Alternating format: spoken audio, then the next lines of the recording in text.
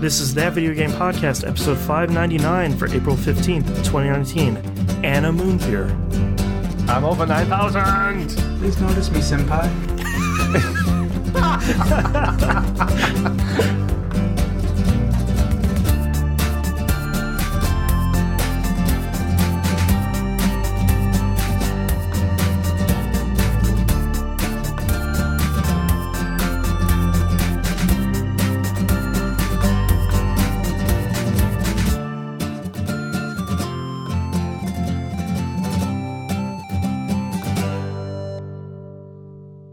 Welcome back to another episode of That Video Game Podcast. I'm your host, Boston. Joining me as always is Moonpier. Bonjour, mon ami. And joining us for the next 3 weeks is the Nymph. Hello, everybody. Let's just dive right into it because I don't think we have any new stuff to talk about at the beginning. Moonpier, what have you been playing this past week? Okay, let's break it down really quick. K-Blazers, check out the other show name, forgot. We roguelike it. Thank you. I played some Super Hot. Check out other game show that we do. Super Hot. Game Club. That one. Text with your friends. Super Hot. Yes. Tetris 99. I realize I really suck at Tetris. Just like as a subgenre? Yeah, I mean, I don't think I suck. But it's actually kind of ironic that I started playing this, and so did Brad from the Bamfcast. Not the Bamfcast. From the Bombcast. Brad Shoemaker started playing it, and they were talking about it on a recent episode, and he was talking with his friends, and their response to how to get good at Tetris was, don't play when Japan's awake. That's probably a good suggestion overall, yeah. Which is funny because my wife also played a fair bit of Tetris 99, and she was getting knocked out like 98, 97, high 90s, 70s. Jeez. Because she was getting bombarded immediately. And then I explained this exact conversation to her, and then I checked, and it was 12 p.m. on a Saturday afternoon in Japan. And I was like, prime time. Yeah. Stop playing now. Play later. Wait for them to go to sleep. Yeah. Tetris 99. It's still great. I still need my one victory to claim Battle Royale victory. Right. And then delete it. Yes. Oh well. No, I'm not going to delete it. It's Tetris 99. It's going to stay in there. Played a smidge, like a tiny little smidge of Breath of the Wild. I'm already frustrated with shrines I can't get to. Yep. Specifically the one right over the road from the first stable you run into that's got those stupid spikes around it. Yep. I took that one personally when I found it. I was like, I'm going to get in you. Uh-huh. I have tried and failed and failed. It's annoying because it's got that stupid tower right over the river, which is perfect for jumping off and using the stupid glide trick to get to it as well. Yep. So it's like, there is a way to get there, but I can't make it. I know how to do it. Do I make it? Right. I even tried freezing the stupid box on top of that tower and then standing on top of it after hitting it a bunch. That did nothing. Like, man. So I'm going to have to wait and figure out how to get up the mountain with endurance and then jump down from that side, and that's fine. Yeah. Whatever. I probably did the thing where it's like, all right, I'm going to try and find a hill. It might be like an hour away, but I'm going to get up there even if I can't climb up there. I'm going to do it. Yeah. So so I bumped into that. Now I tried to head to the next village you're supposed to go to. But the problem is I took the wrong path and ended up going to an area where everyone was one-shotting me. So I was like, no, I'm just going to sit here for a little bit, and then I turned it off and played other things instead. Have you tried playing stealth in that? I haven't yet, no. The best method that I used for most of that game was using the bow and bombs and having the higher ground, and you just sit there and drop bombs on things while shooting it. I went full on stealth with that game. Interesting. Jinx. I may have to look into this, but it's one of those things where I'm struggling a little bit because I will give Zelda its credit where it's due. I'm using my Xbox controller, and it's really handy when it pops up a prompt for a button, and it has the location on the actual... It does the 4 buttons, and then it says... It's this button here, so I don't have to pay attention to A, B, X, or Y. I just look at the location where it is. Right. Super handy. Thank you, Nintendo. 2 thumbs up. Yes. I got a couple more Koroks, whatever those seeds are. I don't know if I'll ever find that stupid guy again, so when I see him next, I'm sure I'll find him. Oh, he said he's by the forest, but I don't know where that forest is yet. Yeah, you'll run into him like way later. It'll be really clear where he is. I think there's like one pathway you can go up, and he's very clearly like on the pathway. He's like, hey man, and he's huge. Yeah, that's the first time I saw him. Like, I saw him there, and I don't know if he stays there forever, but once I spoke to him, he was like, oh, I catch you at the forest. It's like, I don't know where the forest is. Yeah, I think you have to go there for story stuff, so it'll just be a matter of time. Yeah, eventually too, he'll stay in an area where you pick up a pretty important item. So it'll be real apparent for you. Is the important item the Master Sword? No. Is it the Master Shield? No. Is it? But that shield is pretty sweet though when you find it. Yeah, it's a pain to get to, good. But it's awesome. And the Master Sword is pretty good too. Yeah. Is it an ocarina? Look, I'm not going to ruin it for you, but no, there is not an ocarina in the game. Yeah, I'm going through. My son's played it more than me, and if he hasn't found it, it doesn't exist. Right. I'm just going through the Zelda tropes, trying to figure out what it could be. Is it Epona? She is in the game, but yep, she's the DLC. Hook shot would have been so awesome in this game, though. Yeah. Oh, okay. That I could do with it. It doesn't exist in there either. Darn it. My next game is Division 2. Why not? We hit the level cap today. Okay. And the invasion started. Yeah. And it was like a kick in the teeth. I liken it to The Binding of Isaac's Everything is Terrible, where it's like, hey, you just got a handle on this game. We're going to kick you right in the teeth. Good luck. Yeah, but the thing with Everything is Terrible is it pops up a message saying everything is terrible, and you don't exactly understand what that means, because you don't have a map which you've just spent 40 hours making all blue. Yep. And then suddenly it's all red. Yep, including your settlements and all of your control points and everything. I can't fast travel to the campus anymore. I don't know why. Yep. Good luck. Great. Yeah, I've slowed down a lot since I hit World Tier 1, and not because I'm not enjoying it, but I feel like the difficulty spike means I have to be on my toes everywhere, including on the open world stuff, because like you'll run into just a patrol and it'll be like, oh, here's 2 dudes, and they all launch drones. So you have 4 drones in the air, and you have one of those stupid mechanical dogs, and it's just lighting you up with some sort of cannon from 400 yards away, and sort of like, Yep. Yeah. Pretty much. I did choose my specialization. I went grenade launcher. Okay. Because the grenade launcher class has perks that increase LMG and SMG damage. There you go. So that's right in my playstyle, so I'm perfectly happy with that. Yeah. Yeah, I did one invasion mission, which was easier than I expected it to be. Yeah. Because as I'm running around the open world, I'm getting just thrown on the floor every 2 seconds.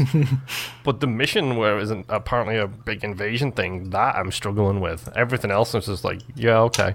Yeah. I feel like the strongholds are probably going to be pretty serious. Yeah. But regular missions feel okay. Yeah, we'll see. But yeah, I'm gonna. It's very disheartening in one way. It's like, great, look at all the content I've got now. Yeah, and it's a cool idea. Like, you have this new force. Black Tusk has moved in. Yep, and on the flip side of it, it's like, oh, look at all the time I wasted. Yeah, clearing everything out to get to this point. And part of it is, I've been trying to reconcile myself with it, where I know I'll capture a point and I'll get some really good gear because it's going to drop at my gear score. So all this stuff is going to keep improving me. But it's all so far away, and I can fast travel to my safe houses, but that only gets you part of the way there. Yeah, and it seems like there's about 56,000 times more events. Yes. Like, more, like, question mark things on the streets. It's like, oh, you started 3 at once, and you didn't know it. Right. Here's a bunch of elites. Good luck. Exactly. So, on one side it feels a little punishing, but on the other side it's like, no, okay, it's the end game now. Let's officially hit the treadmill and start this grind out kind of thing. Yeah. So, and part of it that's exciting for me is like I finished this 40 hours of the campaign, and then it sort of said, cool, that's chapter 1. How about another 40 hours? And I'm like, oh, all right, sure. You're like, yeah, that's a sort of a bummer, but yeah, let's do this. Yeah, and I'm kind of glad I didn't blow through it like really quickly. Me too. Because if I would have spent a week just playing nothing but the Division and then hit that point, I would have been like, bye-bye Division. How about we do it again? Yeah. So, I mean, I'm okay backing away from it for now. And, you know, I'll chip away at it every now and again. And apparently you can literally just jump into other people's games, like World Tier 5. Oh, look, it's World Tier 5 loot. And I'm going back to my game at World Tier 1. Ah, nice. Okay. So we have some community members who have played too much of it. Rob, I'm talking about you. No subtweeting here. No subtweeting here. He's World Tier 5 already. Like, I just hit the level cap and he's World Tier 5. It's like, come on, dude. But no, Division 2, it's a great game. And I think you said it last week. Like, the more I play of this game, the more it just scoots itself up that top 10 list. Yep. Where it's like, oh, you like this, do you? Let me just scooch up a little bit further. There's a little bit more. A little bit further. Right. Now we have gear sets. Ooh, and it's like, curse you. Exactly. I don't know if I like the, what's it called? The station, the rhyming station name, the recalibration station. There we go. Yeah, it's weird. I don't like the fact that you can't infuse, which is exactly what that station was used for in Division 1. It was infuse this into this and get a higher gear score. Yeah, it's only carrying skills over from specific stats and stuff from other gear to this gear, and it's like, in one way it seems to increase it, and in a different way it seems to not increase the actual item. So it's to me it almost seems more like the Mystic from Diablo 3, where it's like, I'm going to focus on this one skill and re-roll it or replace it or like carry something over. Like, I like the skill that increases your skills by duration by 20%. I like that one a lot. So I carried that over from like a really low level, high-end backpack into the backpack I really liked, and like I replaced something, one of those things where it's like, oh, I do. It was some skill I couldn't even use because it wasn't for my loadout, where it's like for a marksman rifle or something. And I was like, well, that's exciting, but I'm really worried that I'm going to capture another control point and then I'm just going to replace that for something else because it's going to be way better. Yeah, and I mean, the only thing that bothers me is one of those things. It's like, it's very much the Diablo thing where if you want to get a gear set, you have to roll that gear set in drops over and over and over again to keep it at the highest tier that you currently can. Yeah. Whereas the thing I love about infusing in Destiny and Division 1 was I really like this set of clothes that I'm wearing. I'm just going to drop higher level items into it and bring them up to spec with what I currently am. Yeah, like in Destiny 2, I have this, my primary gun now has 25,000 PvE kills in it, so I clearly love it. I'm not going to want to toss that away for something else, or like, I don't even want to carry its stats into something else. Like, I love that gun, and I've already run into that a little bit with the Division 2, where it's like, all right, here's an auto rifle or assault rifle I really love, but I know I'm gonna, at the next one I pick up, I'm gonna have to get rid of because it's gonna be like, it'll do 3,000 more damage. It's like, okay, well, if it does 30 more damage, cool, I don't have to worry about that. But so going from like 19 to 22,000 damage, that's a pretty big jump. Yeah, and for me also, like, I'm an LMG guy, so I'm very specific about my LMGs. If that mag doesn't say 100, then I ain't interested. Okay. Take your stupid RPKs and all these other things with 45 bullets in the mag and get them away from me. Right. Because I want the 100 clip. I want to dump bullets. 100 bullet magazine where I can literally just pop out and just spray everywhere around the battlefield and watch people die. You want to see 5 suppressed messages on screen, no less. Exactly, and it helps when I'm playing with my wife, who rolls with a sniper rifle and a shotgun. So while I'm busy suppressing people, we've naturally done it, like we did with Blacklist and other games, where I'll suppress, and then she will just roll around to the side of them and shotgun. I like that she's playing shoddy snipers over there. Oh, yeah. It's her two favorite guns in this game seems to be sniper rifles and shotguns. Shotguns are strong. Yeah, they always were in this game. Yeah. And in Division 1 especially, they were really, really bad. SMGs were godlike in the first one because they put out bullets so quick that you teared people down in the dark zone in less than a second. Oh, wow. But yeah, Division 2, level cap, yay, more progress. Oh no, a whole new map to go through again. Oh no, more Division 2 to play. And I feel bad because they've currently got events going on right now where you can get invasion-based apparel keys. Yeah. I read the description and it says if you complete the set, you get something special. Oh no, I didn't know that. Which can only mean a dangly thing. Oh no. I don't have the time to do that. Neither do I. But oh boy, do I want to do it. But I didn't have the invasion thing when I wasn't up to the invasion when that event started. Do I even have enough time to go through and complete these missions to get the keys to complete the set? That sounds like the prelude to Burnout. Where it's like, man, I got the keychain and it's like it's a robot dog, and I'm not gonna play this game for 4 more months. It beat me. I know. Well, no. I want the dangly bits. I want all of the dangly things. Yeah, I can't help they're it. really good. Do they do anything, or are they just purely cosmetic thing? Oh, okay. It's literally, it's like the dashboard items in Elite Dangerous. It's just... You're fine, man. You don't have to explain it. I understand. It's just a little thing there that you but kind it's of your want. Thing. I got this. Yeah. You didn't. So, my final game, Astroneer. Oh no, yes. This game is taking up every part of my mental willpower to think. I'm literally on break at work thinking about how I can play the game. Refactor your base. Yeah, I may or may not have spent like 4 hours this week just reorganizing the base layout to make it more efficient. Oh boy, you're in like Infinifactory territory. I am literally avoiding every video I can for Satisfactory because I don't need to get involved in that thing. I watched a video of that and I was like, oh no, I can't. I need to turn this off because this would be my life. It's Factorium, Satisfactory. It's like, no, I can't go down those wells again. I get to build a factory with math? Oh, yes. And what was it? Vinny did a play date and then decided he was just going to play it for 3 hours on stream, like the day after or something. It's like, okay. Oh, I need to avoid those type of games because stuff like this, Astroneer, is just like, I have 2 save files. I have one I'm playing with my wife and one I'm playing with by myself. So I can learn the game and play the game and not affect the progress we share together. Right. I know it's bad when I do that. When it's like, I want to play it, but I don't want to spoil something I'm playing with my wife. So it's like having a different Netflix user account that your wife doesn't know about where you're watching the show ahead of her and then you're pretending like, oh, that happened. Oh, that's so crazy. No, that's just so I can watch the anime. That's all that That's is. true. My secret shame. Yeah, my anime Netflix account. Yeah. Animoopir.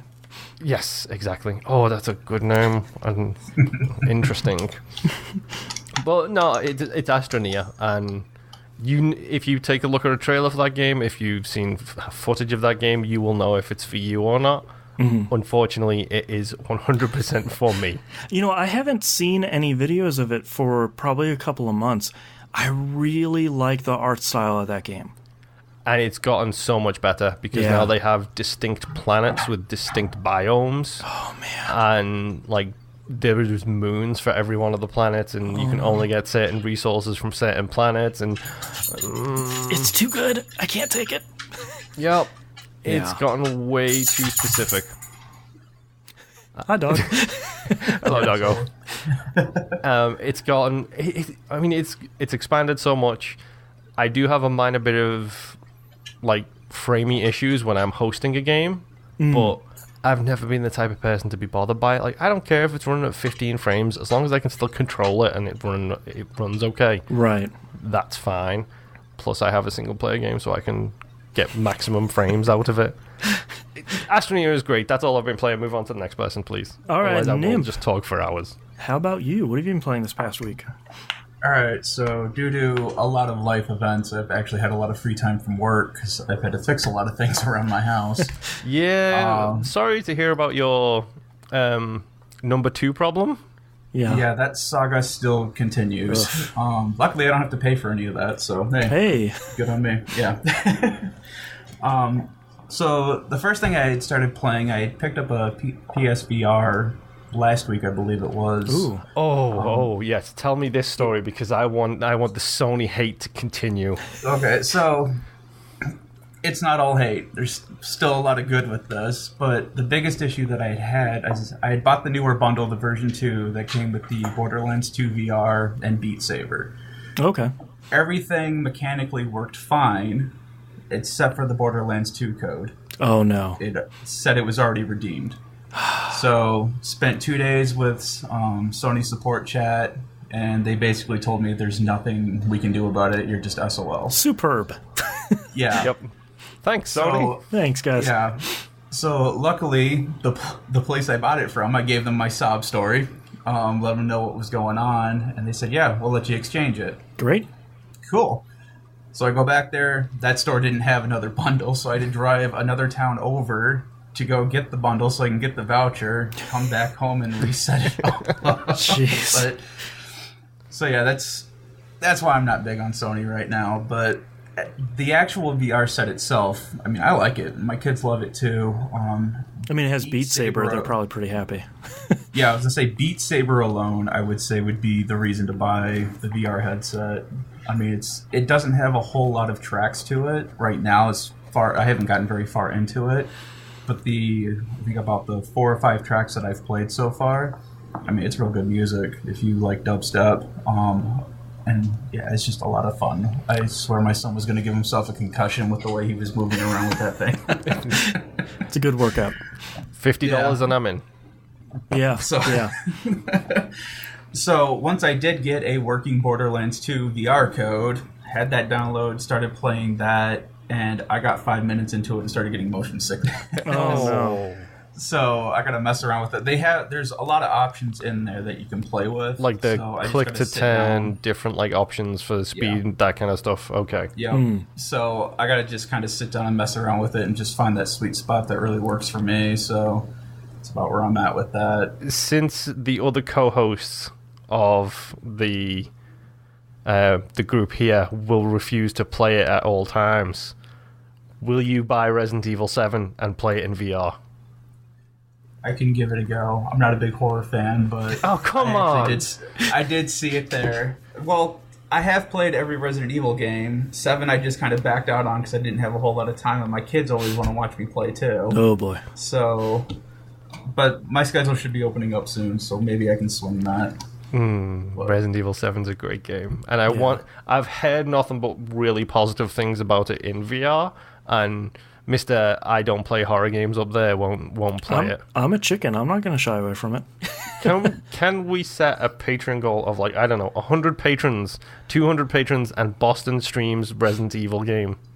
Sure, we can set a goal for 100 patrons. Okay. And I will stream a Resident Evil game of your choosing, Moon. Okay, set that up. I want that on the Patreon feed. Next goal, 100 patrons. Boston plays horror games. I'll tell you right now, too, there's going to be enough stuff set up to your head that you're not going to be able to readily throw that VR set off your head. So. Yeah. Because that was the other thing I noticed, too. A lot of the games for the VR headsets, they're all horror-based. Yeah. It's like, where's my fun little Blue Sky game where I don't have to worry about being scared? Where's your stupid Disney Connect game, except instead of being a Connect game, it's a VR game? Yeah. Yeah. Well, apparently just Beat Saber. Yeah. But I continued messing around with it because you can also play non-VR games with it, and basically what it'll do is it'll set up a screen in front of your face. It does the theater mode experience, doesn't it? Where it's like sitting in a movie theater. Yep. Interesting. And you've got 3 different size options. You've got a small, which is just small enough that when you move your head, it'll follow where your head is moving to. That way it's always right in front of you. The medium size I put to looking at like a 60-inch screen TV, maybe a little bigger. So you've got enough room to, move around and look and try to see anything. And there is a huge option, which is just way too big. I'm talking like the size of your wall. You're sitting there trying to look at menus, and you're just looking up in the sky trying to figure out what you're doing.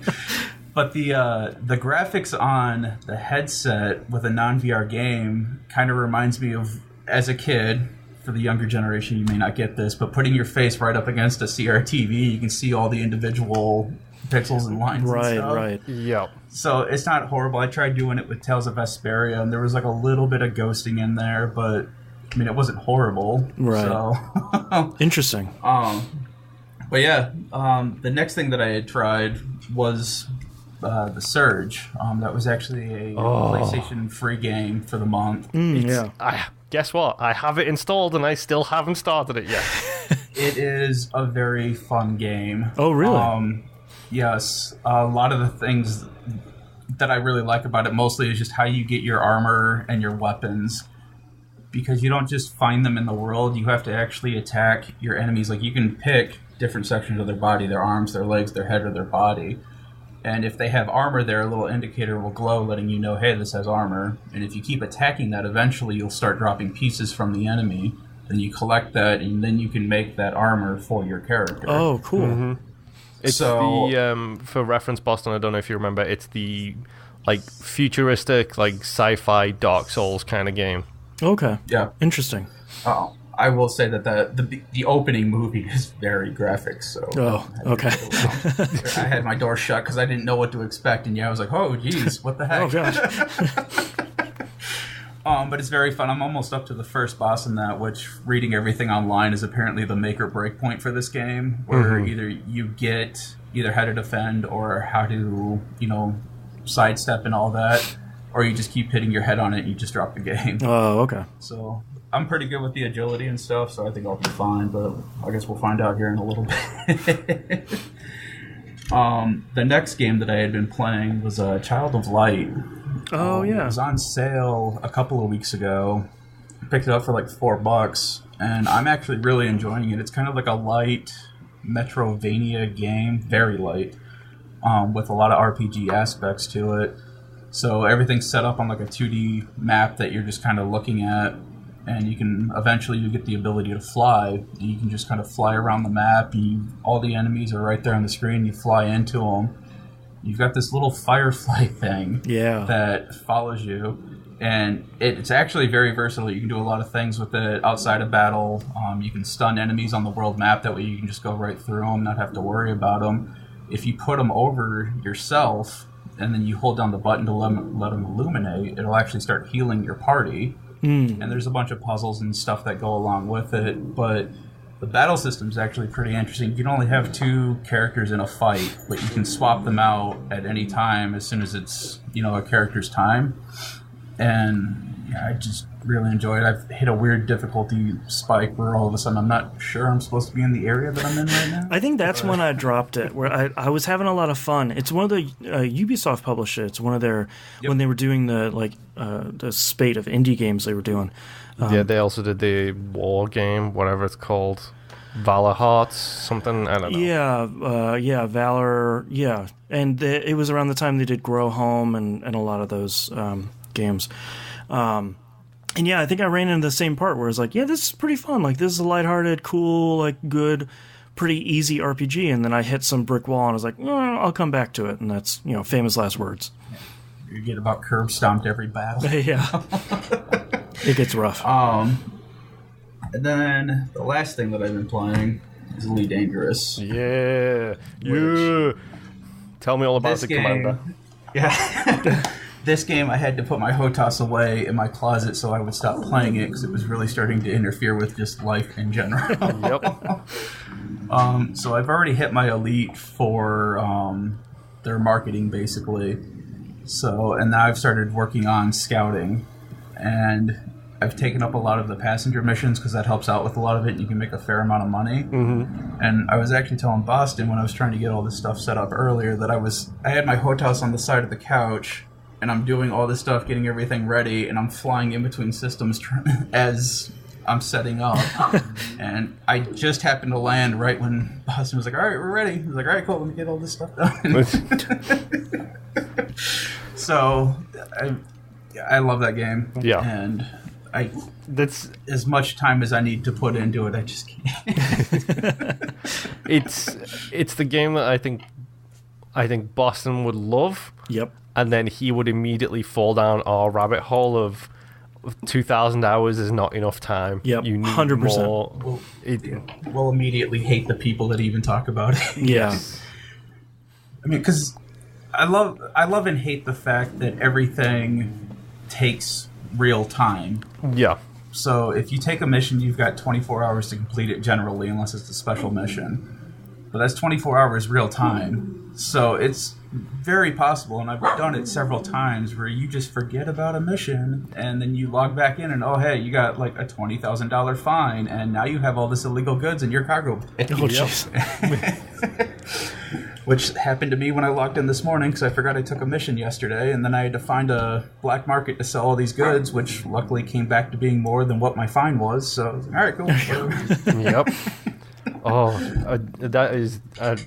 yeah, I love Elite Dangerous too. And honestly, I'm waiting for the tryhards to come out of the woodwork with regards to the new update, because they've added a whole bunch of quality of life things, or they are going to be adding a whole bunch of quality of life. Auto docking can now also take you out of stations. They're giving you a free, basically a computer system that will stop you from doing the loop of shame, where when you're coming to a system, you need to slow down, otherwise you have to do the loop of shame, where you loop around and then come back to it and slow down appropriately. Right. Like, they're adding a whole bunch of automation in to take that stuff away. Like, so you don't have to do that stuff if you don't want to. Right. I'm waiting for the hardcore people to... I'm waiting for the PC players. Right. I dock my own ship. Ooh. Exactly. Yeah. I'm waiting for that, but you know what? They're making it more accessible to more people. Right. Good. Like, good on them. Like, I'm kind of in that same camp, though, where I feel like everyone should crash their ship into a station at least once. Yeah. are you kidding me? Autodoc has crashed me into a station at least once. So, especially when there's something sitting in the mail slot and it doesn't stop you, and then all of a sudden you've got a $400 fine because, oh, you didn't stop. It's like, the computer didn't stop me. Yep. And I'm pretty sure my wife has been blown up several times by Autodoc as well. Like, she just doesn't get along with technology, real or virtual, apparently. Right. I do wish we could change the music for the auto docking, though. I mean, I enjoy the music it plays. What is it? Is it Knights of the Run of the Valkyries? Is that what it's playing right now? I don't know. I don't remember what it's playing either. It's been so long since I've used it. But it'll play. Basically, you just sit back, and this thing will pull you in. And while it's doing it, it's playing some classical music the entire time. So it's just kind of, letting you chill. I wish you could change that. Yeah. But Autodoc radio. So, yeah. Yep. But yeah, that's all I've been playing. I bought the most... I don't know if it's running still or not by the time this airs, but Humble Bundle, as most people know, run like 3 or 4 bundles at once. The ones I always keep an eye on are the Humble Book bundles, because I read a lot. And the ones that they had recently is the Boss Fight Books series. So this is a series that different authors, I think I have 22 or 23 books out right now, different authors do a deep dive into one specific game. And typically the people that write about them are sort of experts, or they're very passionate about the game. The reason why I wanted to buy this bundle is for one book alone, which is Chris Kohler wrote a book about Final Fantasy V. Yep. And if anyone is going to write about Final Fantasy V, it's going to be that dude, or it's going to be the dude that runs 4-Job Fiesta. Yeah. It's one of those things where it's hard to get a personality so in tune with a game. Yeah. Like, I know Arthur Geese just finished, last year he finished, and it's coming out this year, a History of Gears of War book. Oh, interesting. And if there's someone who knows Gears, it's that guy. Right. Like, it's Chris Cole is like the perfect choice for that game. Yeah, and I really like each book is a really fast read. They're only about 200 pages, and they're typically written really easily. I really loved book about Final Fantasy V. I think he managed to distill what makes Final Fantasy V so great and capture it on the page, at the same time sort of capturing how much Japan loved and still loves Final Fantasy V versus it's the Final Fantasy game that we never got. It was there. He goes through all the rumors and all the Final Fantasy Extreme when it was supposed to come out here, and the failed PC port, all the history around it. And side by side, he's interviewing Hironobu Sakaguchi, the sort of the father of the Final Fantasy games, and he directed Final Fantasy V, which is his last Final Fantasy he directed. And it's so interesting hearing him talk about that team developing Final Fantasy V. It's a very small team. I think it was like 25 people, which nowadays for like a AAA game is it's like one floor in Ubisoft Village. Yeah. And it's interesting to hear sort of that comparison and contrast, along with Chris Kohler learning Japanese, and he gets into, at the end of the book, the Final Fantasy V 4-job Fiesta, and hearing the genesis of the Fiesta along with Sakaguchi enjoying it and explaining how they developed Final Fantasy V to do that exact thing was fascinating. It's so good. I cannot recommend it enough. I think even if you haven't played Final Fantasy V, it's probably really interesting. And I'm glad that I finally picked it up, because it was really good. On the other end of the spectrum was the book about Chrono Trigger by Michael P. Williams. Easily one of the worst critical pieces of video game writing I've read. Jeez, Boston, tell us how you really feel. Ever. I love Chrono Trigger, and I was excited to read a critical writing about Chrono Trigger, because I think there's something really interesting to be said about how Chrono Trigger handles time travel and the positive and the negative effects of what you do when you have time travel at your fingertips, along with Chrono Trigger sort of breaking out of the Dungeons and Dragons mold that a lot of JRPGs still adhere to, and giving us like 3 or 4 different RPGs all in one. You have the 65 million BC stuff, you have the far future, you have your typical sword and sorcery stuff. Like, you have a lot of stuff there, but instead, the author really gets mired down in dealing with video game logic, and I'm so sick of this stuff. Like, he's talking about, like, this poor village has incredibly expensive gear, and they have infinite stocks of that gear in their shops. What's with that? And it's just like, I get it. It's a video game, dude. Like, that's not the critical part. Like, that's not the part you start picking apart. And I think there are, 6 or 7 chapters in the book. 2 of them are virtually unreadable. One, he goes through and talks about nearly every named NPC in the game, and then details how he counted every NPC in the game. And the next chapter... Does that even matter? I found it did not. Widely regarded as one of the best games of this generation. Yeah. And now I've forgotten the name of it because I haven't played it. The robot game. Nier Automata. Sequel. Thank you. Yeah. How many NPCs are in that game? Like 10. What does 15? it matter if there's 5,000? Yeah, he was trying to get to a point that I never really understood, and I don't think he ever really got there. And the next chapter was trying to relate the ascension and appearance of Lavos, the big bad guy in 1999 in Chrono Trigger, to the Fukushima nuclear disaster and World War II nuclear bombings, and that was a pretty gross stretch of logic. Yeah. Hey, here's an idea. Correlate those things with Akira Yes. Uh-huh. Correlate those things with Chrono Trigger? Maybe not. Right.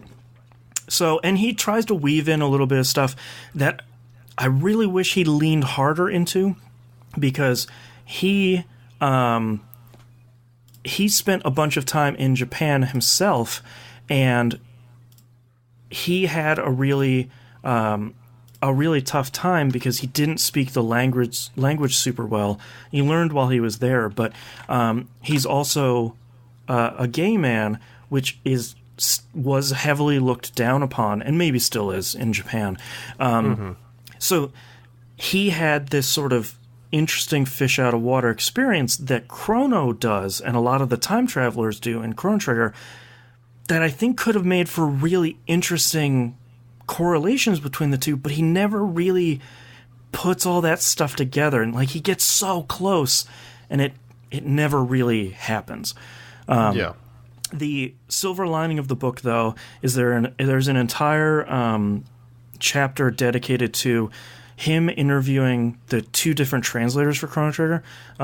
Famously, Ted Woolsey translated the Super NES version, and it is a fascinating look into the very troubled translation for that game. And then there's another gentleman who translated the DS game. It's interesting to hear him translate how he translates that game while still trying to keep Woolsey's translation intact and tie Chrono Trigger to Chrono Cross, which had already come out before.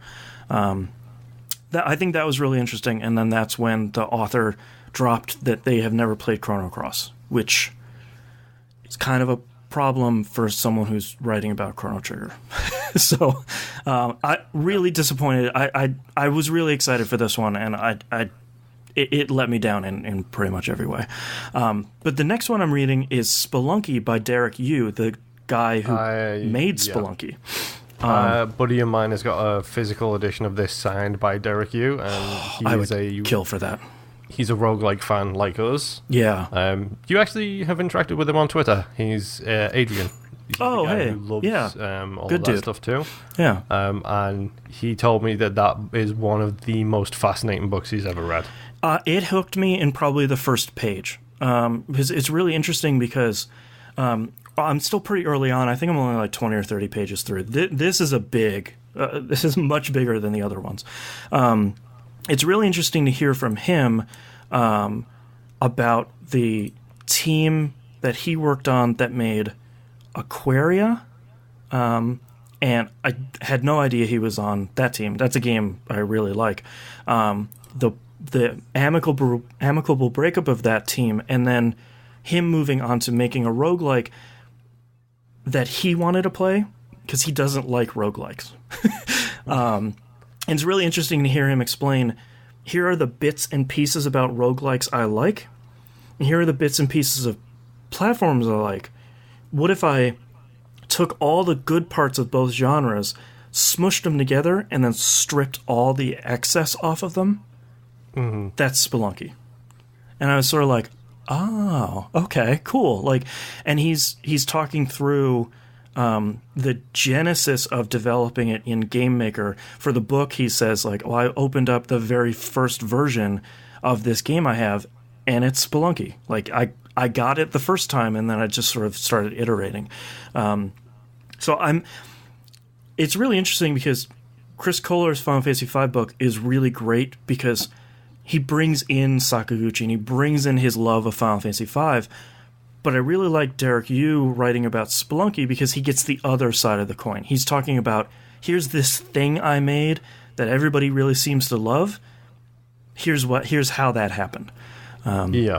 So I'm really enjoying it, and I probably have one book I'm going to read out of order after this. I'm going to read Metal Gear Solid by Ashley Birch and her brother. What's his name?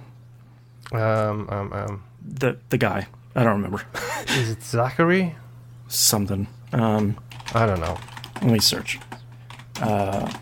That's the one I'll probably read next. And Ashley and Anthony Birch. As that seems cool. Reading the two of them write about that game seems pretty cool. And then I'll probably start from the beginning and then go chronologically. Because a lot of them are interesting. But allow me to ruin the Metal Gear Solid book for you. Imagine its narrative is done by Tiny Tina. There you go. That would be an interesting mod. So I'll keep talking a little bit about some of them as I go on, but I think it was like $15 for 22 books. So that's not bad. That's a really good deal because each one of them costs $5. So you save a whole buttload. All right, we were talking about Division 2, Risk of Rain 2. I played a little bit more of that. I'm trying to figure out if I'm bad at the game because it's new, or if I can't progress because it's too hard. Like there's always that beginning part of roguelikes where it's like, cool, I've been playing for 10 hours and I still can't beat the first level. All right, this could be fun. That's sort of me in Risk of Rain 2, and I went back to the first Risk of Rain after that and like cleared a run, and I feel like Risk of Rain 2 as it stands playing solo is a little too hard. I know they're really leaning on playing it as co-op, but so far that it feels a little bit like it's leaning too much on that. It's still in early access. It can be in early access for a year, so obviously there's plenty of time for them to balance it and all that stuff. So I'm not gonna toss it in the bin or anything, but I'll probably wait a little bit before I hop back into it and keep an eye on the development. Maybe they'll balance it a little bit differently. But still great. Looks great. Music's great. It has a lot of the items back from the first one. One interesting thing in this one, in the first game, as you pick up items, your UI would change a little bit, but it was never anything really huge. In this one, items you pick up, you actually wear, almost Binding of Isaac style. So that's my favorite thing ever. Yeah, so like the double jump, you're going to get wings on your back. Like, you're going to get all this stuff on your body, and I think that works so much better and so much cooler because you just get bigger and bigger the crazier and crazier your run gets. I love visual cues in roguelikes. Like, stuff like that is always, like, it's so great. Yeah. And it's even great in RPGs too, but no one ever does it. Yeah, I feel like very few RPGs do it. 2019 people, wake up. Yeah. Kingdom Hearts 3 did it, thankfully, where it's like, all right, my Keyblade looks different. Yeah, but they also only had specific costumes per world. It's like, give me a different set of pants. Sure. Like, if I change my pants, they should change. Yeah. Like, or even with the accessories too. It's like, I've got 4 different necklaces on. I want to see all 4. Yeah, I want a bunch of stuff hanging off of me. Yeah. Yeah, let's see that bangle dangling on your wrist. Yeah. And the last game I played this week is Enter the Gungeon. The Farewell to Arms update is out and has been patched a couple times. I found a gun that fires planets. It just fires planets from our solar system. Like, Mercury comes out, and it's just a tiny planet that sets people on fire. And it just randomly shoots planets out, and it's really good. I very quickly unlocked the Rainbow Run guy. So this is the thing I was talking about, I think, last week, where every time you... 2 weeks ago. Yeah. Every time you start a floor, a rainbow chest opens, spits out its 8 items. You pick one, all the other ones disappear. That's the only thing you get for that floor. That includes, like, the shooting gallery guy, Link... from Zelda. He's just in the game largely. Any of those other people, they won't give you rewards either. So it truly is the only item you get. Pick a gun, pick a passive item, an active item, something. So you can either get something incredibly overpowered on the first floor, or you're just picking up cursed items because that's kind of the best thing you can pick up at the time. It feels really fun. I beat a run sort of by the skin of my teeth, not doing super well. But I think for me, I missed the 2 previous updates before this, Supply Drop and Advanced Gungeons and Dragons. I just wanted to say it again. So there's so many new items and weapons and buffs and debuffs that I don't know what half of the things do. So are you telling me that someone's come in and wiped out your flowchart? Yeah, but what's cool is that Enter the Gungeon, or that the Rainbow Run, if I was to equate it to something in Binding of Isaac, it's almost like Goat Head, where it's like, here's this free ticket to check out the coolest stuff, so you can figure out what these high-end items do that you maybe don't see all the time. Which version of Isaac is the Go Head in? All of them? What are we talking about with the Go Head? That's the one where you pick it up and the Deal with the Devil door stays open, and it's like a guarantee on every floor. Now I know what you're talking about, yes. There we go. So it's a cool way for me to run into higher end items. A lot of the low end items are pretty static, and I don't think they've really added too many more. So I sort of know all that stuff, but it's cool to figure out, here's all this. Thank God they have a much better interface for synergies now. And I don't know when they added it. But basically, before, when you would pick up you'd have your normal items. If you pick up an item that synergizes with another, a little blue arrow would show up above your head really quickly and then go away, which is supposed to say, like, you picked up something that synergizes. No idea what it synergizes, what anything does. Now, when you hover over an item in your Ammonomicon, it'll show an arrow on that item and the thing it synergizes with. Okay. So, thankfully, now you don't have to go to the wiki to say, okay, which two of these things do I have on this giant list? Yeah. So, that's way nicer.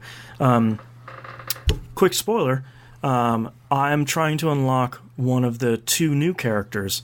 I'm trying to unlock the Paradox, which is their version of Eden from Binding of Isaac. Okay, so random rolls. Random rolls, and you pay a little bit of a fine to roll as that character. It's 6 hegemony credits, which you're going to get by just killing one boss. I am having a hard time because I'm really rusty. Basically, you have to find this. It'll look like something from the void has poked through the floor. Go over that, you hit X, sort of absorb it in yourself, and then you either go beat the Lich or go beat somebody's past. And I got to a character's past after I had absorbed that thing, and I lost in someone's past, which means I'm hilariously terrible at Enter the Gungeon. Most pasts are really easy. So that was sort of a bit of a dark period this morning. But I'm excited to play as that, because that, like Eden and Binding of Isaac, that can turn into some really cool runs or some really terrible runs that somehow make it. Squish. Yeah. And you have to unlock that one to unlock the other character, which I know nearly nothing about. I just know how to unlock them. So, yeah, I played a lot of Enter the Gungeon this week, just trying to sort of shake the rust off and get back into a game I really love, and sort of try and enjoy as much of the farewell as I can before they announce whatever they're working on next. The only thing they've said that they're about the next game they're working on is it will have dodge rolling, so it probably has to, because they're called dodge roll games. But, you know. Dodge rolling the game. There you go, right. But that's all I've been playing this week, so let's take a break.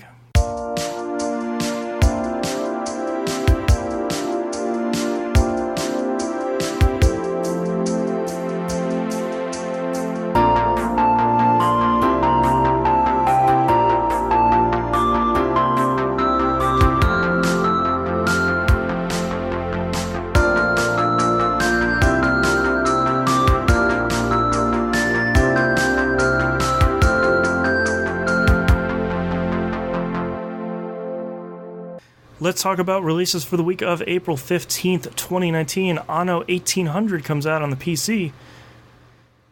Moon is shaking his head no. I feel the same. These games look incredible, and I... Stay the hell away from me, please. Thank you very much. All Anno games ever. Yeah. I know I'll love you. Install you. and start, and then never stop. Yeah. I don't need to Elite Dangerous this game. Right, yeah. Man. Final Fantasy X and X-2 Remaster comes out for the Switch and Xbox One. Friendly reminder, X-2 is really good. Don't not give it a shot. Where's my 8? Yep. Still no 8? For Still real. no buy. For real. Yeah, Square, you hear that? You want 4 more sales? Put out 8. Mm-hmm. Scoop up the whole thing. Yep. Has anyone figured out, is it really the fact that they lost the source code? Is that the reason why it's not coming out, or is that still just rumor? That's rumor, because they have the source code for the PC version, and that's what they've been using for like 7 and some of these other titles. So they'll have something out there. Honestly, I just don't think Square wants to right now. Either they're waiting for something, or they don't like Final Fantasy VIII, and I don't. We know the answer. It just seems to be a weird one to park on and say we're not releasing this, right? Everyone's up in arms about 7, so you would have thought that would have been the one that they're kind of... Well, I guess, too, they would put out that remake for the PS4 just to appease everybody for their announcement. But you think they would, skip on 2 or 3? Like, those are ones that 2 is reviled. That's a bad game. But they're more than happy to keep pushing that out, so I don't... It's weird. I don't understand it.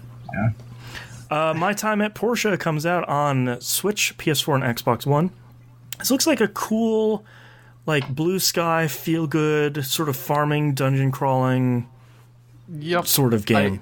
It has piqued my interest, but I am maintaining self-control and completing games before buying new games. Right. Sekiro is I'm eyeing that thing up, and I'm waiting for a couple of clears to start talking about getting my face kicked in by a bunch of ninjas and chickens. And I bet that's going to be on a pretty good sale pretty soon. We're seeing one of these days it's going to be $30, and it's like, okay, well, time to hit Sekiro. Yep. Yeah, or Sekiro? I don't know. Either one. Whichever one. Yes, Sekiro. Yeah. Cuphead comes out on the Switch with all of the brand new improvements. Like you can play as Mugman as your primary character and some other things. So I guess if you're like me and you haven't played Cuphead yet, it's now on Switch. Yep. Yeah. I think it's on Xbox One, PC, and Switch. I think those are the platforms right now. And lastly, Katana Zero comes out for PC and Switch. That's that super cool, futuristic, side-scrolling, Devolver Digital katana slicing game. You've probably seen a bunch of... They've been pushing it pretty hard. Probably, but until it's that dude who really likes bananas and shoots things and jumps through windows. Friend Pedro? Yes. Until that game comes out, then I will wait for a little while. They have been sharing GIFs of that game, and every time they share a new one, I'm like, oh, yeah, that game's coming out, and it looks real dumb and good. All right. Mm-hmm. Yeah. All right, let's talk about a game that's not dumb, but good, Elite Dangerous. Moon talked a little bit about it here in our What You've Been Playing earlier. Elite Dangerous is getting a bunch of new features to help out brand new players. Most specifically, a instanced area just for beginners with some better quests and tutorials to get you started with the game. 2 thumbs up. More games should do that. It's only setting you up for failure, though, because once you're used to getting a decent amount of credits and you go into the real game... Yep. Real Dark Souls starts here. Yep. Yes, sir. They're also adding Interstellar Initiatives, which look like they're month-long community events. I'm hoping one of the two of you knows about that. I stay as far away from the politics and the allegiances in that game as I can, because that's a deep dive that I don't need to go down. I did at one point sign up for a leader, but then it takes an already complicated game and then adds about 5 more layers of complicatedness on top of that. Where it's like, oh, this system is owned by my leader's rival, so when I go in there, I am automatically viewed as hostile. Oh, no. And there is a battle going on at the edges of the territory where you can go and try and swing it one way or the other. When I was actually aligned with somebody, I got threatened to pull out of a system before I was destroyed by 2 human players who were in the opposite faction. Oh, boy. Okay. And it doesn't stop there either, because you'll have random people of a different faction who will chase you down. Or, like I had one when I was doing a Felicia Winters for a little bit. where I was out in the middle of no man's land, like way out of the bubble, and there was another guy, I can't remember the rival, who just happened to see that I was tagged with her. The dude was weapons up and ready, trying to take me out. I just ran. Like, I don't know what's going on. I'm out. Yep. Wow. Okay. Well, at least Elite Dangerous is getting more of what some people really like. Well, that should tell you how deep that game is. If Nimp and myself have put probably at least a couple of hundred, if not thousands of hours into it at this point, and we haven't really done that yet. Right? There's like a whole system you haven't touched. Mm-hmm. Yeah. I haven't even touched the Guardian stuff, and that's supposed to be considered like the mainland story stuff. Wow. Mm-hmm. And I don't even know how to get to the first mission. So go purchase. Actually, Elite Dangerous is on sale right now. So if you want to play Elite Dangerous, it's on sale right now. So go pick it up. On everything. Yeah. I own 2 copies. Next news story: Twitch Sings is now live. This is the Twitch and Harmonix thing they've been working on for a while. This went live for everybody on Twitch recently. I just watched a couple of streams of people playing this before we started recording. A hilariously huge amount of tracks are built into it. It seems like there are hundreds, if not thousands, of songs just ready to go for you. It seems like it works really well.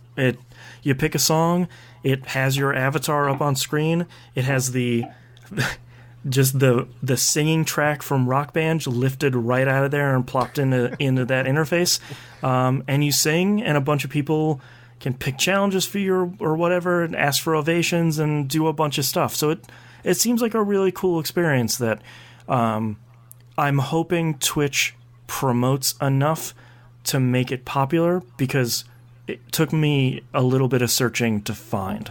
Yeah. It would be a bummer if they accidentally bury that. It would be hilarious if they took this and turned it into Rock Band Live with Twitch. Yeah. And did what Guitar Hero couldn't do. Right. Oh, Guitar Hero Live. If you bought Guitar Hero Live, don't forget, you probably still have time to get your money back before they get sued. So that's some fun stuff. Next news story: Respawn's Star Wars game has been unveiled. Sorry. It's yeah, it's something. It's titled Jedi Fallen Order. Their official line is it takes place after Episode 3 and Order 66, which is not a thing I know anything about. Whoa. Really? Hold on. Feel free to explain then. I don't... Order 66 is the order given by the Emperor, Senator at the time, that the Jedi were all, the bad guys were all along, so that Order 66 is what the clone troopers get to initiate them to kill all of the Jedi. Gotcha. Okay. So that makes the trailer make a little bit more sense, where he's like, hey, tamp down the Force. Like, you can't be doing that. Yeah. Looks interesting. I mean, Respawn has a legacy to them that is a positive. Having very recently played Titanfall 2 through again. Yeah. Oh boy, am I hyped about this one. Yeah. Probably the funniest part about this is EA is making a big deal that it won't have loot boxes or microtransactions. It'll just be a single player game. And sort of like, yeah, but like you guys did that.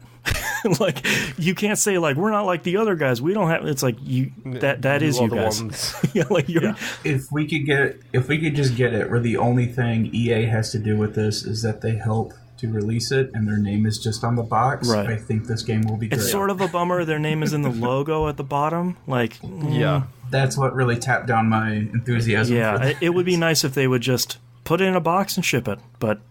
You know, I agree, but in Respawn I trust. Yeah, I think Respawn gained a lot of trust for a lot of people when they put out Apex Legends, and they're like, hey, we know what you think about EA, so we just launched it. It's like, okay, you guys get it too, sure.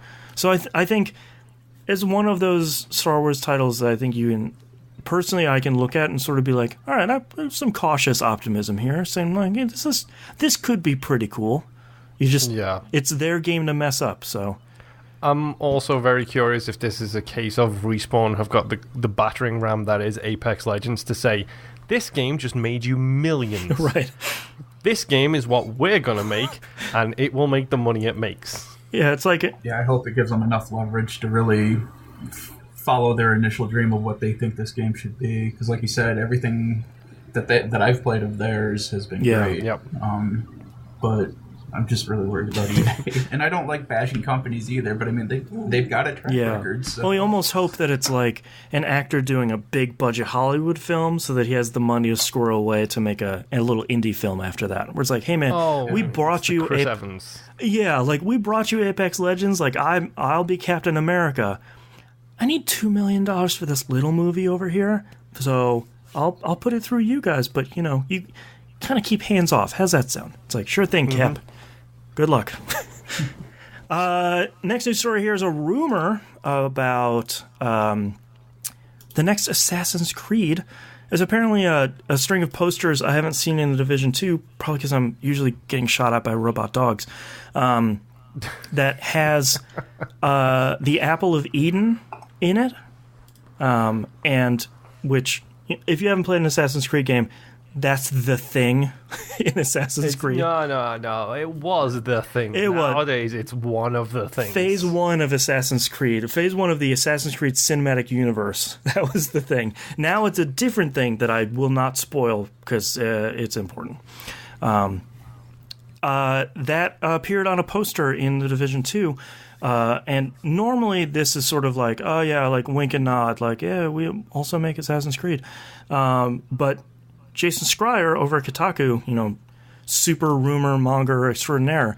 Slash mostly right 99.9% of the time kind of guy. Yeah, apparently a whole bunch of sources from Ubisoft told him, yeah, we're making a new Assassin's Creed game that is codenamed Kingdom, and it's going to be about Vikings. So that could be pretty cool. That's one of those things where it's like, all right, you want to make a Viking game? All right, you want to make it like Origins and Odyssey? All right, I could get excited about that. And we know that you can do sailing. Yeah, that's true. Vikings love sailing, man. Yeah, they do. Yeah.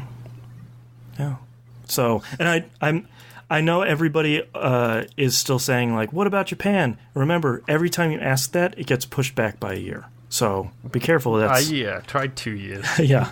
The Half-Life 3 theory. Every time you push it back, or every time you talk about it, it gets pushed back. Yeah, exactly. Another news story here about Ubisoft. They say they will not be making any more toys for Starlink Battle for Atlas. This is interesting because they're very quick to say Starlink is doing really well. Yep. Just not the spaceships you click on your controller.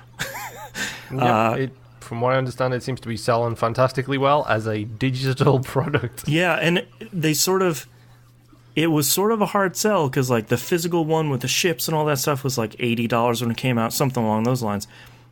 Then the digital one was like $50. So, and you don't need a ship to play it. So, you know.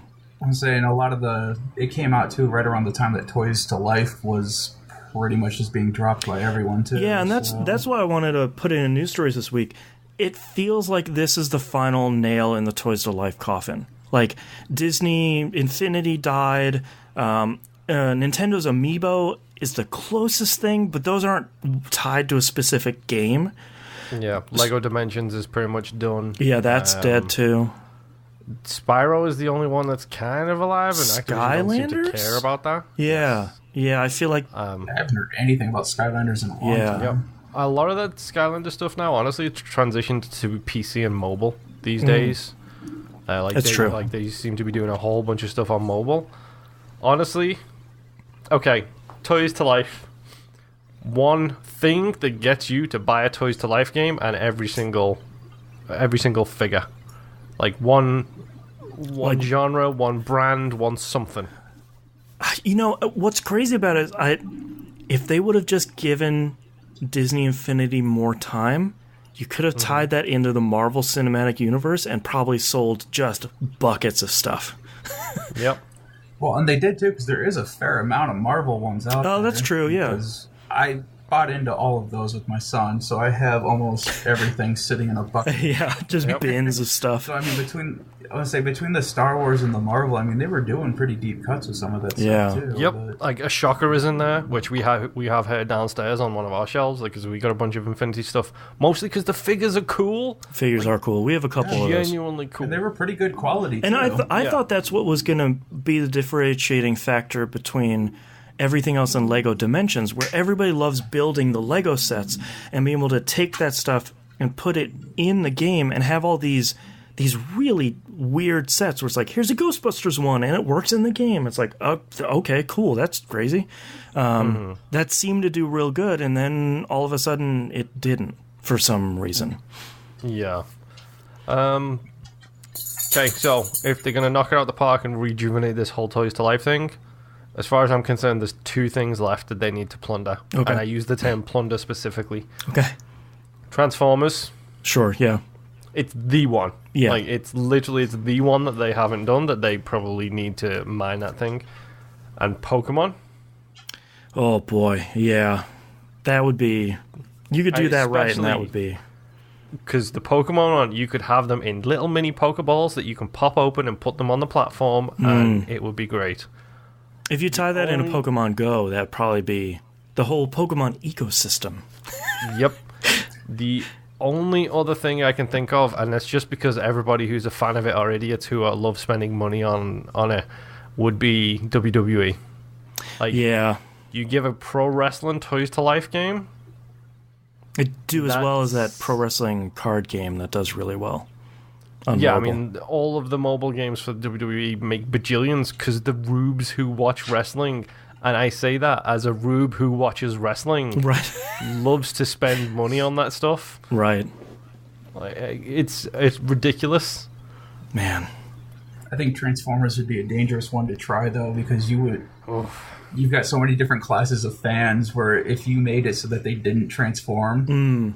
you would alienate a good portion of that audience. But then if you made them to transform, they would be more expensive, so then you're alienating another portion of the audience. You have a driving level, just transform it, put it back on the thing. Driving level. Yeah, I mean, I would buy it. Yeah. But... And last news story here is a piece of good news. Vampyr, Don't Nod's Vampyr, passed 1 million units sold in 10 months. So absolutely amazing. For a triple B game that's a fantastic milestone, especially it did have money put behind it, but the fact that it sold this well is so nice. So the even better silver lining on it is Don't Nod and publisher Focus Home Entertainment have renewed their partnership to work on what Don't Nod is calling a new ambitious project. So whatever you guys got, might be Vampyr 2. Maybe. I'd be sort of excited to see them do something different again. We're sort of like, oh, you're gonna make a vampire RPG? All right, let's try this thing. Sure. It's Vampire the Masquerade Brood Lines is what it's called. Right. See, it's a little bit different. All right, let's move on to questions here. Jimbo Jangles sends us an email saying, hey, TVGP, Jimbo Jangles here. My question for the crew this week, with an overflow of sequels announced or already released, what's your favorite game that never got a sequel? My pick is Skies of Arcadia. That was a gem on the Dreamcast. Later, guys, Jimbo. He took my answer.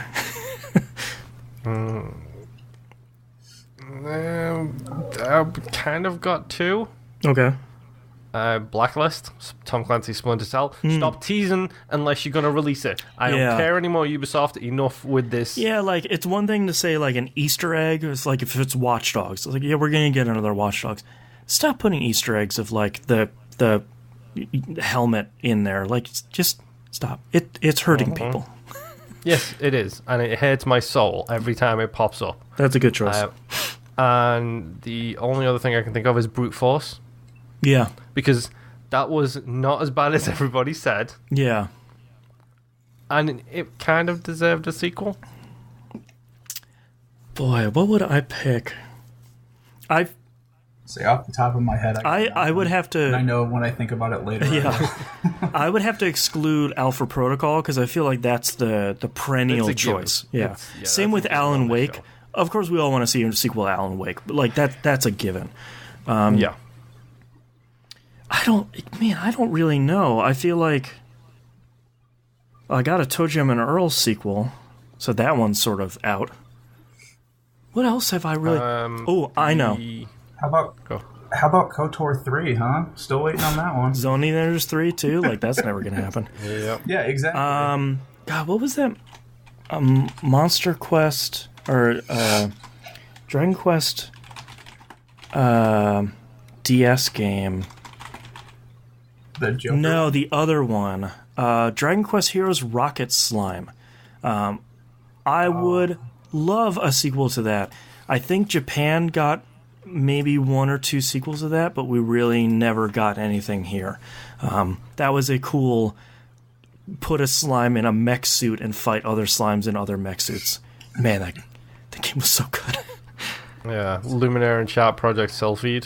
Project Selfie, that would be a really interesting one. Yeah, sort of a spiritual successor to Einhander. I'm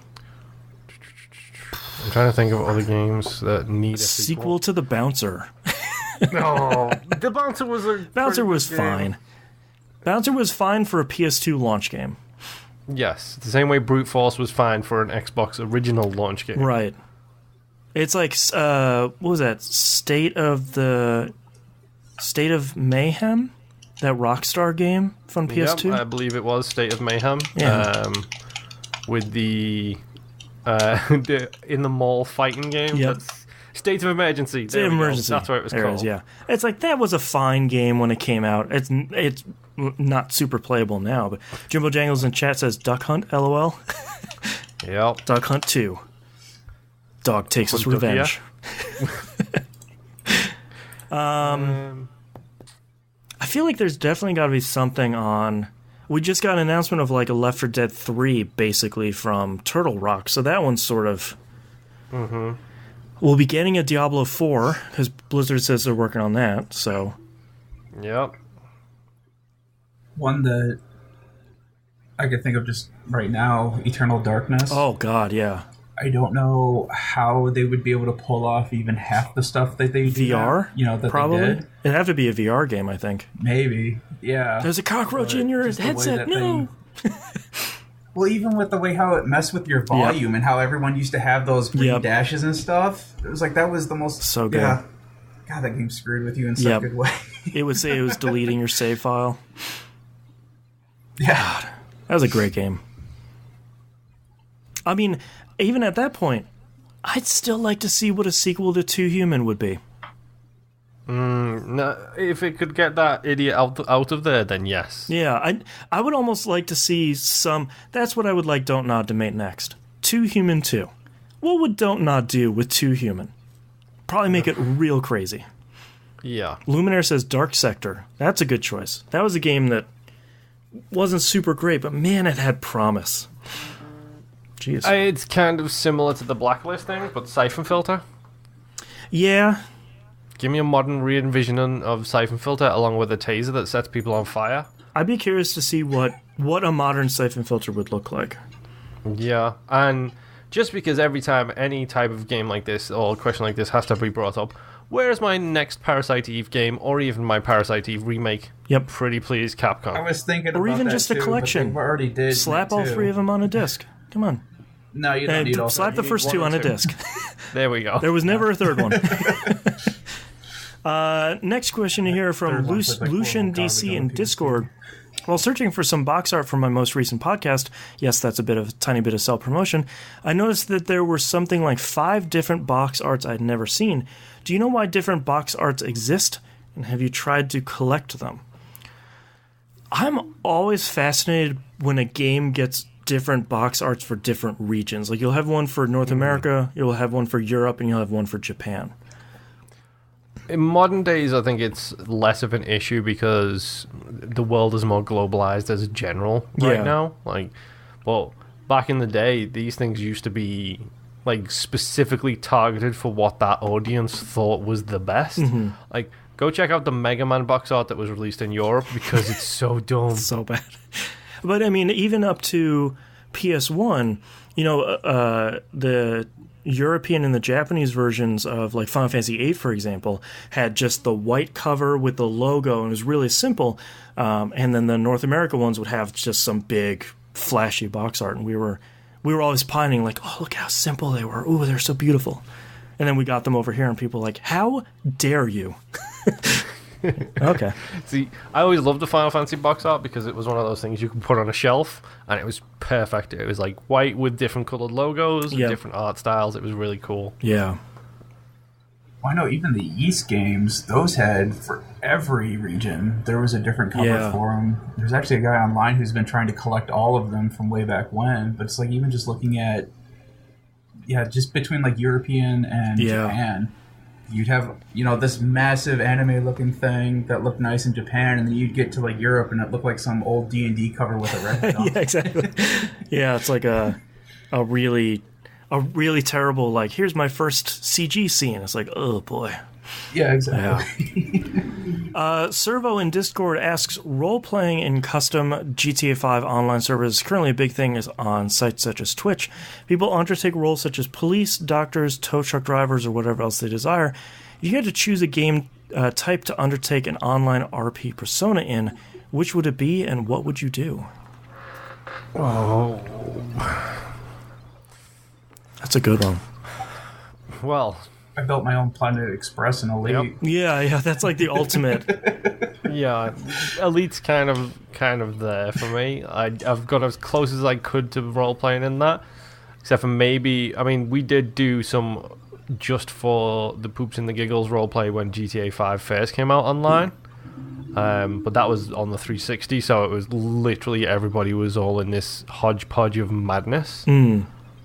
I think if I was gonna do it, it would probably Elite's the easy answer, so I'm gonna try and avoid Elite right now. I always sort of never liked role playing and stuff. Like World of Warcraft, they had those role playing servers, and I would try it, and I'd sort of be like, I don't want to talk like a dwarf the whole time. Like, I just want to go kill wolves, man. It's because you've got no imagination, Boston. That is fair. That's why you read. You can have all the imagination you want, but when you start reading too many vowels and this and whatever, it's like, no, man. Verily, the bear pelts. I'm English, dude. Shakespeare is in my blood. Yeah. You should get him out of there. It's impossible. It's impossible. Get yourself a good board. Why do you think I keep leeches at the ready? That's right. I can't really... I don't know. It always feels like some of these online games you should do that, but I don't know. Role-play in the Division 2 as an agent? Yeah, no. There's not enough plot there to actually start even building a character sheet. You mean the bad guys are bad and the agents are probably also bad, but you're playing as them? That's not enough of a plot? No, definitely not. Yeah, but what if you turned into that master of arms that really had that backstory that you just don't know about because you only buy weapons from? You know what I'd love to do it just for fun is that stupid like gang MMO that was around for a while. Gang MMO. Oh, I wish I could. It was just, is that APB? It could have. Yeah, it could have been that one. Yeah. Oh yeah. Just so dumb. I forgot about APB. Yeah. That and Shadowrun never really got their time. That would be kind of fun. Shadowrun was cool. I mean, it was kind of dumb, but it was pretty awesome. Yeah. Chippo Jangles in chat says, hey, Sugars, I kind of want to be Mad Moxie. There you go. Yep. Just go to a convention, you can RP as Mad Moxie. Yep. Fifth Horseman in Discord says, insurance fraud had been in Saints Row from the beginning. The version in 1 remains one of my all-time favorite side quests. Too bad it's inside Saints Row 1. So, a little bit of clarification from recent. Thank you very much, Fifth Horseman. Timid Hulk in Discord says, hey guys, I hope all is going well. Thank you. I've been spinning my wheels some when trying to play games lately, finding myself bouncing off of almost everything I try. Weird. Preach. Yeah. Near instantly, except for the short Crackdown 3 and Super Hot. Thank you, Game Club. I find myself returning to Madden, but don't find the repetitiveness rewarding and deleted it. So I have a two-part question. First, have you found yourself in a gaming lull, and how do you break it? Second, any suggestion for games I should try and break this curse? Thanks in advance, and for the many hours of entertainment. Okay, so his first question is, have you found yourself in a gaming lull? That's yes for, I think, everybody that plays games. And how do you break it? Yeah. I don't know. I'll let you know when I figure it out.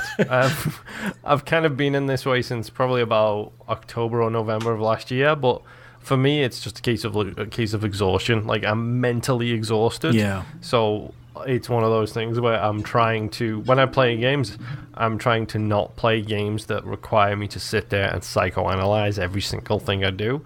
So, The Division, you point a gun at things until the health bar vanish. LTRT. Like, it's... Yes. Well, and that's, I think, part of the appeal of Astroneer, where you already know the foundational basics. So, some days you might just get in there and, you're not going to really do anything new. You're just going to reorganize your base a little bit, and that feels good. Yeah.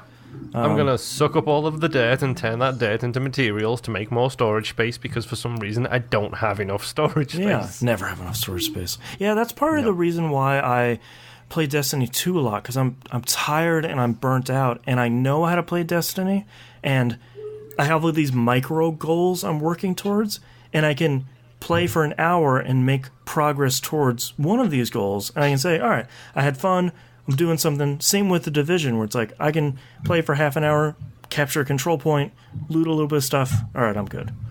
Yeah, to pardon the Elite Dangerous pun here, but it's something that you can play on autopilot.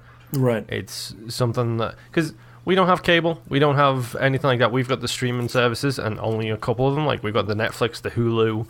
I'd sound like an old man again. We've got the Google, I've got the and internet, the Yahoos. Got the tubes and the things. Like, we've got that stuff, but we don't have a cable package, so I can't just pop on the television and watch a bunch of sports. Not like I like watching American sports anyway. TBS will be showing national... oh, God. What's the Steal the Declaration of Independence movies? National Treasure? National Treasure, National yeah. They'll be Treasure. showing that again. You can always turn that on, be ready.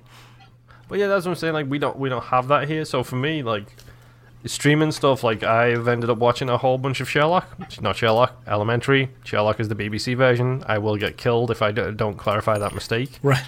I've been watching Elementary, not Sherlock. Right. And it's something like, you take a break, you watch something else. You watch some comfort food stuff. Like, you do things other than that, just to try and get yourself away from it. Winemaker Joe in chat, really good point. Like, play a game from your past that you love. Yeah. Like, 4-Job Fiesta for Boston. Yeah, like, you haven't played it things. in 10, 15 years. Like, go play Super Mario World or something. Like, something really simple to kind of break you out of the rut.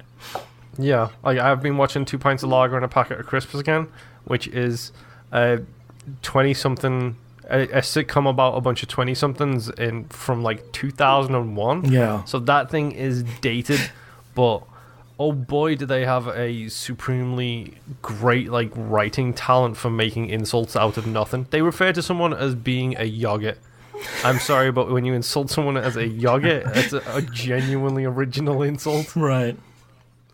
Man. And I found a lot of times with me too, just kind of changing what I'm doing. Just like kind of stopped playing video games for a day or two. Like a couple of months ago, I got back into reading because I finally had some time. And in about 2 days, I read about 5 books.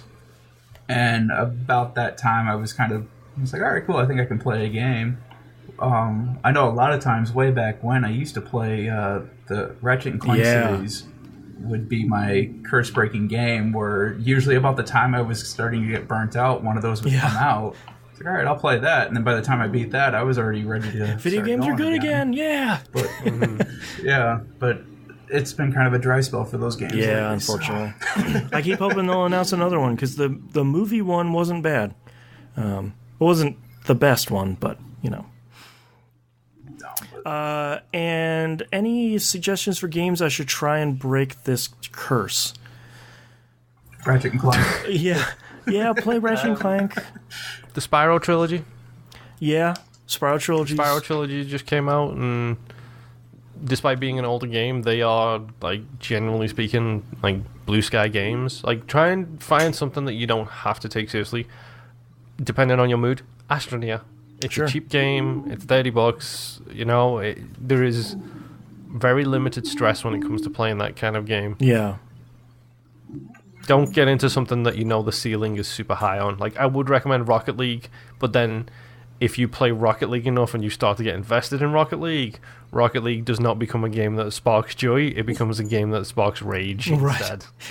Yeah, the thing I always try and do is I try and find something that's completely the opposite of a game that I was just playing. Like, if I'm burnt out on open world games, maybe I want to play like an 8 to 10 hour platformer or like a first or third person shooter. Like, I'm going to be able to start this, finish it, and I'll just be done with it and put it back on the shelf. None of this Rayman like Legends. Yeah, something like that. And it's not this 100-hour thing where it's like, all right, 15 pages side quest, let's go. It's just, you got 10 hours, and Rayman's here for you. It's got cool music levels. It does. Yeah. I say maybe a change of genre will help too, like you guys are saying, because if you're tired of playing dark, brooding games, go find yourself a nice little anime game to play. Go play a farming game. Or or if you're tired of blue sky games, go play something. Right. Yep. A game that will remind you that you suck as a gamer. Have that game to kick your teeth in. T-Bomb Rocks in Discord asks our final questions here. With the next Star Wars game being officially announced, it seems to have a focus on single player. What would you want from the game from the details that are announced? Did they announce anything? Not that I've seen. I think... I thought it was just the trailer... I don't even think it showed gameplay. It was mostly CG. I think the only thing I would really want is I would want there to be a good balance of being able to use the lightsaber as a weapon and being able to use the powers. Like, I don't want to have to use... I want a good balance between the two. I don't want to just be able to use the lightsaber and just be able to use the powers. Like, I want to feel like I can use both, and they both would be impactful to the gameplay. Yeah. Honestly, I just want a good narrative game that keeps up that whole thing. I don't even mind if it's got a Red Dead Redemption 1 ending. Spoiler alert for Red Dead Redemption 1. Right. But I don't mind if it ends in a bad way or a good way. I want a game that has characters that I can invest in. I want a storyline that positive or negative ending is a storyline that I can enjoy. But more importantly, get the sound effects right. Like, I'm not gonna lie. At this point, I would kill for another Aliens game just so I can fire a pulse rifle. Right. Because it's one of those sound effects where it just gives me that little adrenaline spike of this is a great sound. Yeah. Yeah, that lightsaber swinging noise, like that's always gonna be good if you can get that stuff right. Mm-hmm. Yeah. And then Joe in chat again. Can we get crazy lightsabers, battens, spinning ones? Yeah, allow customizable lightsabers, please, not just the stupid one-handed thing. Yeah. Yeah, almost like what I think they were trying to go with KOTOR, where you're trying to you made your lightsaber and you could sort of customize a little bit, but what if they're lightsaber nunchucks? Whoa, go and watch the trailers for the Old Republic MMO. Yeah. There's some incredible lightsaber stuff in there. Like, please, just go outside the box a little bit. I know you can't exactly paint outside the lines when you're dealing with a Disney property. Yeah. It's got to be within a certain limitation. But color right up to the edge of the line. Go over the line a little. Well, do more... There's a lot there, do more too. like what Rogue One did. Clearly a Star Wars movie that tied into the larger Star Wars movies, but it was its own thing for like 99% of it. If they do like trees and stuff like that, I would want them to be kind of set up like how the Jedi Order was set up, where you've got the Jedis that were really good at lightsaber battles, Jedis that were really strong in the Force, Jedis that were really good at diplomacy. Oh, right. And just kind of branch your tree out there, because the most awesome way to fight is when you've got a lightsaber in your hand and you're using the Force and you've got two other lightsabers floating around you that are also fighting as you're fighting. So I think my dream game at this moment is sounding like take what Assassin's Creed Odyssey did and just put Star Wars around that. Yeah. I would play that. And where's the Sith game? I want to play as a Sith. Yeah, maybe that'll be the next game's PvP mode. I'm sorry, I'm just thinking about Leonidas' lightsaber now. That'd be great. You throw it at somebody and teleport to them. Well, Yeah. Exactly. As soon as you brought up Assassins, it was like the only way you could really do that is by playing a Sith game, which is a genre most video games barely touch. I mean, yeah, you could play as a light side or dark side, but no one really fully expanded on the Sith side of things. Yep. So it's like, yeah, Sith Assassins were a thing. Play as that. T-Bomb also asked, what was a system you wanted growing up but never able to get for whatever reason until you were an adult, only to finally play or own it to be disappointed? For me, it was the Mega Drive. Panasonic 3DO.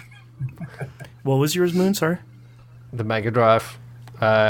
We didn't have one in the household until much longer after it came out. And by the time we actually had one in the house, the PlayStation was out.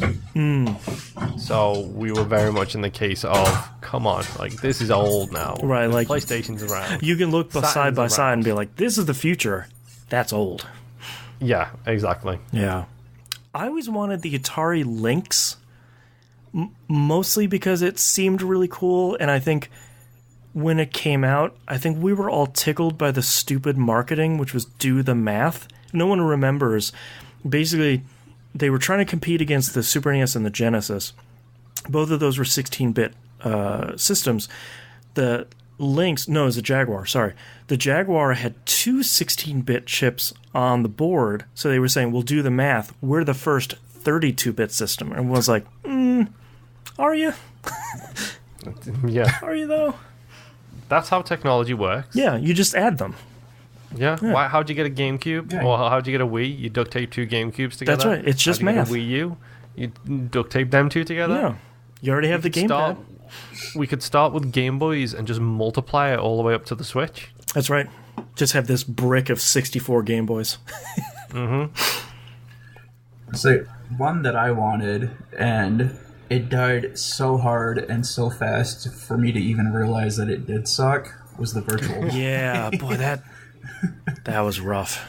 Because I think I was able to play it once at a Sears, and they had the Star Fox demo in there. I was like, oh man, that's kind of cool. And then that thing disappeared, and I never seen it. Yeah, I had a chance to buy one at like a secondhand store. I think it was $50. I should have bought it.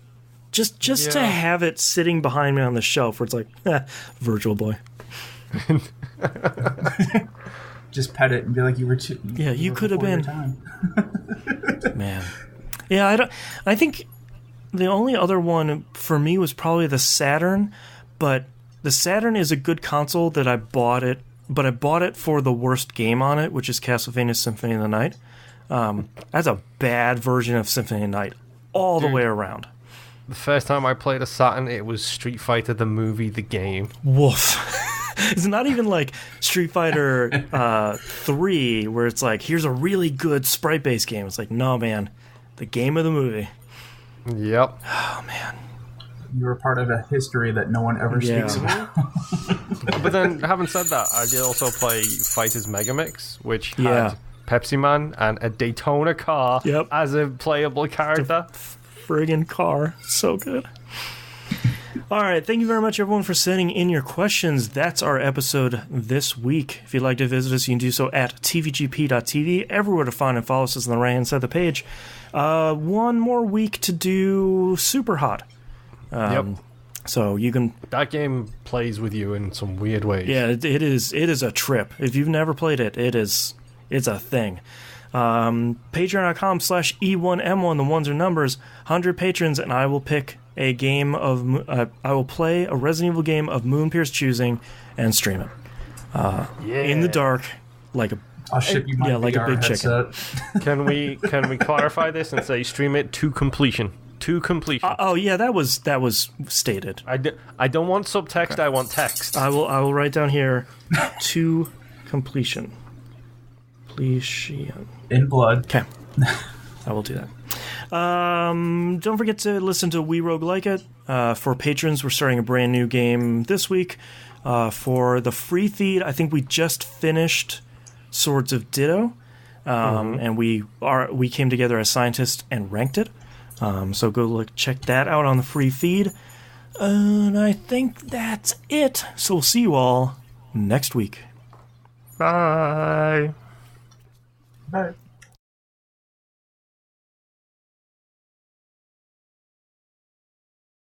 I have so many titles. Nim, do you want to go first? Okay, we'll go first with you. I started realizing as I read this that I have rabbit ears for certain things. First one I had was Welcome to TV Game Pass. Oh, right. I think that was in...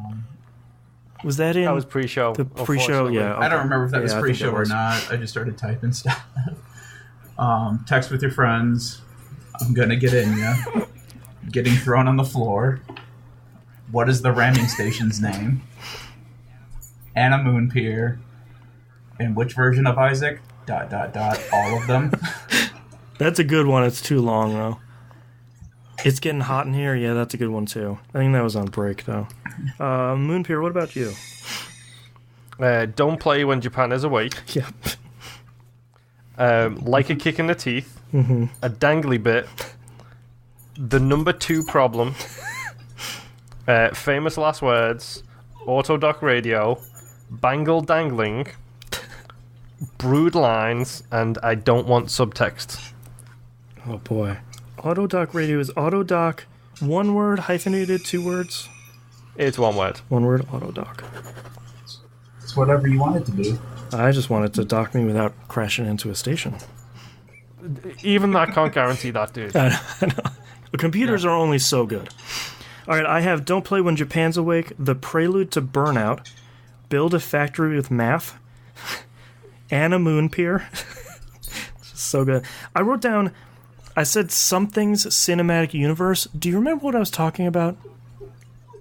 I didn't write it down immediately, and I, of course, Was that the National Treasure No, it was one? right before that where I talked about something's cinematic universe. Maybe someone from chat can remember.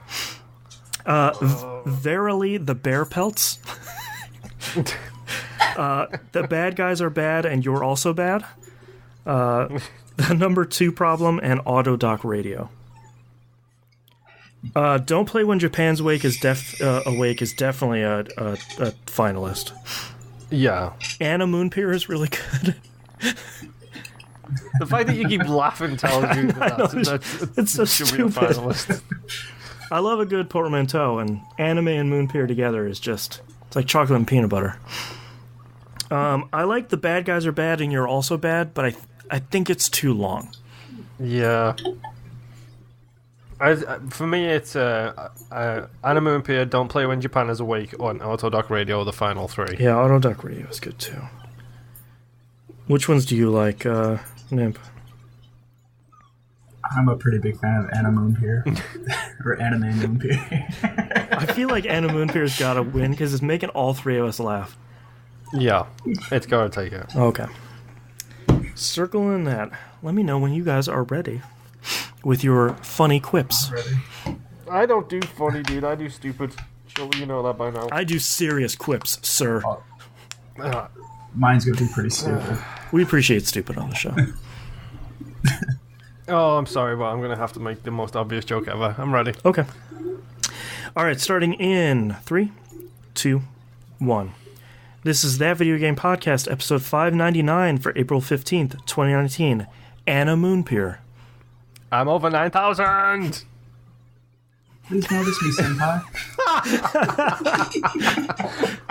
All right, that's a good one.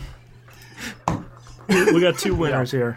All right, That's thank you pretty so good. much, everyone, for joining us, and a bunch of you chatting a ton on both your respective platforms, and Mixer being garbage as usual, so pretty normal. Thanks, everyone. We'll see you next week. Bye.